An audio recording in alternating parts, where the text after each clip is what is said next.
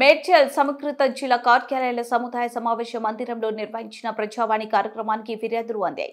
జిల్లాలోని వివిధ ప్రాంతాల నుండి వచ్చిన ఫిర్యాదుదారులు తమ సమస్యలను అదనపు కలెక్టర్ విజయేందర్ రెడ్డి మరియు జిల్లా రెవెన్యూ అధికారి హరిప్రియకి విన్నవిస్తూ అర్జీలు సమర్పించారు. ఈ సందర్భంగా అదనపు కలెక్టర్ మాట్లాడుతూ ప్రజా సమస్యల సత్వర పరిష్కారం కోసం నిర్వహిస్తున్న ప్రజావాణి కార్యక్రమంలో ప్రజలు అందించే వినతులను సంబంధిత శాఖల జిల్లా అధికారుల తక్షణమే స్పందిస్తూ వాటిని వెంటనే పరిష్కరించాలని ఆదేశించారు.